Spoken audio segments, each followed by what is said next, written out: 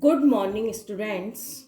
Myself, Dr. Nidhi Gupta, Department of Chemistry, Kanoria College. हम unit 2 BSc part 2 की thermodynamics कर रहे हैं। आज का जो वीडियो लेक्चर है उसमें 4 टॉपिक मैं आपको समझाऊंगी। फर्स्ट टॉपिक है जिसमें हम किसी सब्सटेंस की एब्सोल्यूट एंट्रोपी निकालेंगे। दूसरा, Clausius inequality. Third, general condition of spontaneous and equilibrium. Fourth है हमारा नर्स्ट हीट थ्योरम। ये 4 टॉपिक हमें आज अपने इस वीडियो लेक्चर में कवर करने हैं। तो देखिए, फर्स्ट टॉपिक है evolution of absolute entropy from heat capacity data. हमें सब्सटेंस की एंट्रोपी निकालनी है हीट कैपेसिटी डेटा से।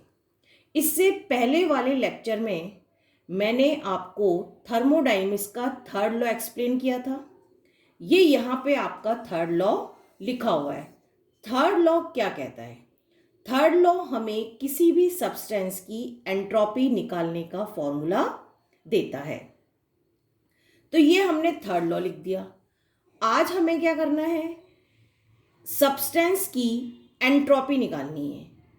सब्सटेंस की एंट्रोपी हमें हीट कैपेसिटी डेटा से निकालनी है। तो देखिए, आपके सामने थर्ड लॉ लिखा हुआ है, ST equals to CP upon T dt। इसे हम इस तरह से भी लिख सकते हैं, CP d ln T। Solid की हीट कैपेसिटी की वैल्यू होती है CP इक्वल्स टू ATQ। तो हमने इस वाली इक्वेशन में ये वैल्यू यहाँ पे रख दी। तो जैसे ही हमने ये वैल्यू रखी, एक T से T कैंसिल हो जाएगा और हमें मिल जाएगा ST equals to CP upon 3। तो इस तरह से ये जो है एंट्रोपी हमने हीट कैपेसिटी से निकाल ली। इस फॉर्मूले से रिलेटेड आपको छोटा सा न्यूमेरिकल भी एग्जाम में मिल सकता है। अब देखिए, यदि कोई सब्सटेंस किसी पर्टिकुलर स्टेट में है तो उस स्टेट में उसकी एंट्रोपी क्या होगी? उस स्टेट तक पहुंचने में जितने भी एंट्रोपी चेंजेस हुए उन सबका सम हमें निकालना पड़ेगा। जैसे मान लीजिए कोई सब्सटेंस लिक्विड स्टेट में, तो डायरेक्ट तो लिक्विड में नहीं हो गया, वो मान लीजिए पहले सॉलिड में होगा। तो हमें क्या करना पड़ेगा? उसे गर्म करना पड़ेगा, फिर हमें उसे मेल्ट करना पड़ेगा। तो हर स्टेप में, हर प्रोसेस में कुछ ना कुछ हमें हीट देनी होगी, कुछ ना कुछ एंट्रोपी चेंज होगी। तो उन सब स्टेप्स का समीशन उस सब्सटेंस की एंट्रोपी बताता है। देखिए, लिखा है the total absolute entropy of a substance in particular state. किसी भी पर्टिकुलर स्टेट में सब्सटेंस की एंट्रोपी दिए गए टेम्परेचर पे will be the sum of all the entropy changes the substance to undergo in order to reach the particular state. उस particular state तक पहुंचने में जो भी चेंजेस हुए हैं उन सब चेंजेस की एंट्रोपी का सम हमें करना पड़ेगा। एग्जाम्पल के लिए हमने एक सब्सटेंस लिया है जो कि गैसेस स्टेट पे है और वो 25 डिग्री सेंटीग्रेड पर है और 1 एटमॉस्फेयर प्रेशर पे है। इसकी हमें एंट्रोपी निकालनी है। तो फिर हमें क्या करना होगा? सबसे पहले जो सॉलिड है उस सॉलिड को पहले हम गर्म करेंगे। गर्म करेंगे तो सॉलिड दूसरे स्ट्रेंथ फॉर्म में चेंज होगा। फिर गर्म करने के बाद हम उसे मेल्ट करेंगे।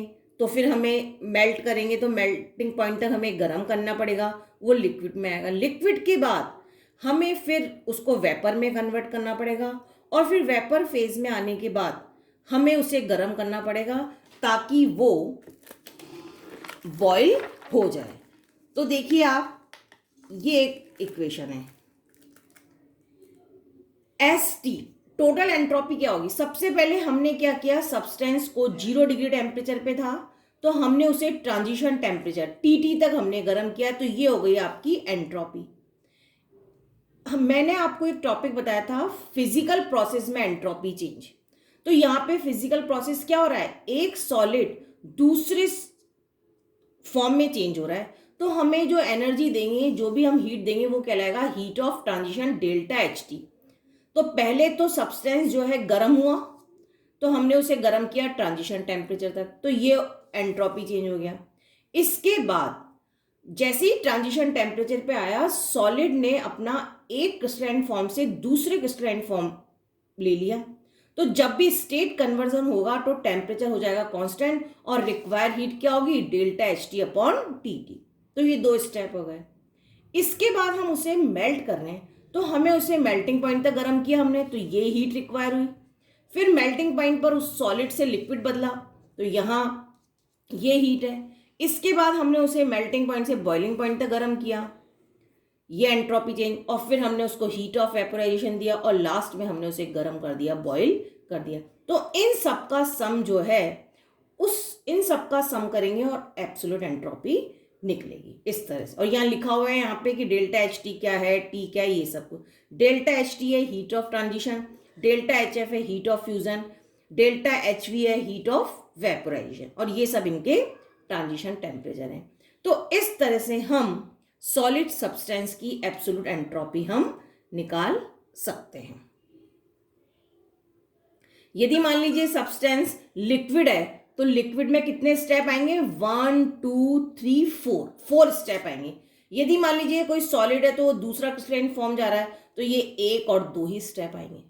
तो इस तरह से हम जो है एब्सोल्यूट एंट्रोपी निकाल सकते हैं। अब हमारा सेकंड टॉपिक है Clausius inequality.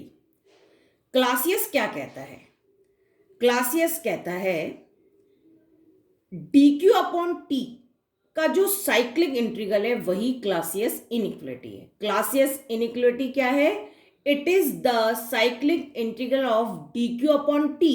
dq upon T का साइक्लिक इंटीग्रल क्लासियस इनइक्वालिटी कहलाता है। और ये होता क्या है, इसकी वैल्यू क्या होती है, इसकी वैल्यू इक्वल टू 0 और less than 0। According to Clausius, Clausius inequality is less than और इक्वल टू 0।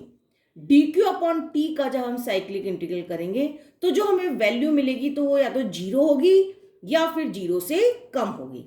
तो ये क्या बताती है, it tells nature of the cycle. ये साइकिल का नेचर बताती है कि साइकिल रिवर्सिबल है या इरिवर्सिबल है।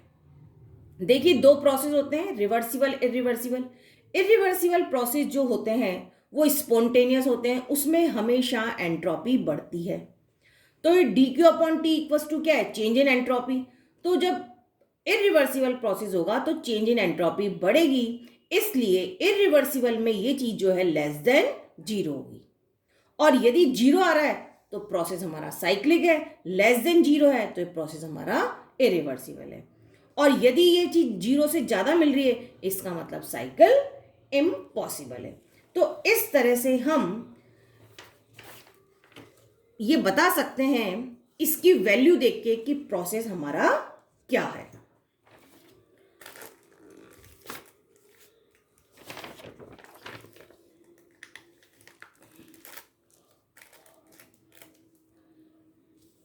अब हमारा नेक्स्ट टॉपिक है general condition of spontaneity and equilibrium. Spontaneity की जनरल कंडीशन क्या है, देखिए ये इक्वेशन अभी मैंने बताई आपको, ds equals to Q reversible upon T है, इसको हम ऐसे लिख सकते हैं। और यदि इरिवर्सिबल होगा तो ये चीज जो है 0 से ज्यादा मिलेगी, और यदि रिवर्सिबल प्रोसेस होगा तो ये चीज जो है 0 के बराबर होगी। तो इस तरह से हम ये लिख सकते हैं, in above equation is equal to shows the reversible process and inequality shows the irreversible process. तो ये आपके हो गया कि स्पॉन्टेनिटी की कंडीशन क्या है।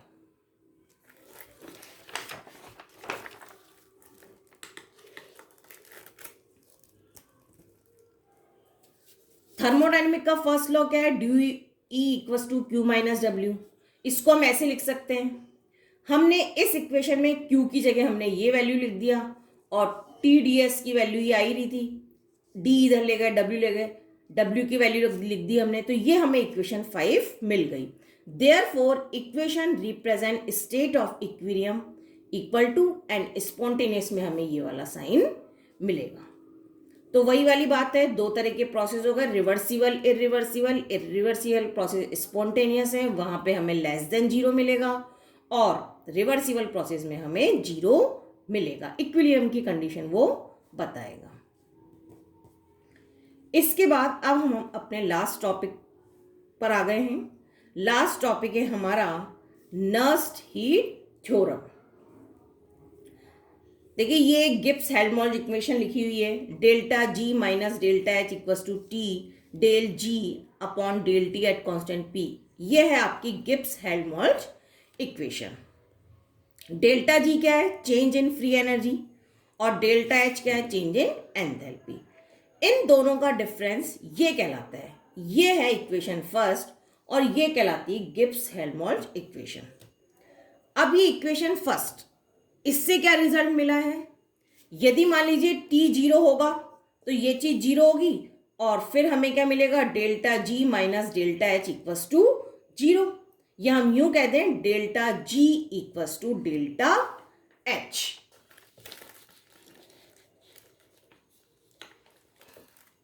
देखिए इक्वेशन फर्स्ट हमें बता रही थी कि टी 0 होगा तो ये चीज 0 होगी। तो इक्वेशन फर्स्ट बताती है कि एब्सोल्यूट 0 पे डेल्टा जी और डेल्टा एच बराबर है। तो नर्स ने इसे एक्सपेरिमेंट से प्रूफ किया। नर्स ने टी और डेल्टा जी और डेल्टा एच के बीच में एक ग्राफ प्लॉट किया। जैसे ही टेम्परेचर कम आ रहा है तो इनकी वैल्यू जो है 0 तक आ गई। तो इसने बताया जब हम टेम्परेचर डिक्रीज करेंगे, nurse verify experimentally that decreases with temperature delta G and delta H approach each other gradually as shown by solid line। तो ये जो solid line बता रही है कि जैसे जैसे हम टेम्परेचर कम करेंगे तो इनकी वैल्यू जो है 0 हो जाएगी। यही आपकी नर्स्ट हीट थ्योरम है। तो ये आपके 4 टॉपिक हो गए हैं। इनमें आपको कोई भी यदि प्रॉब्लम है तो नेक्स्ट लाइव क्लास में हम उनको डिस्कस करेंगे। Okay, thank you.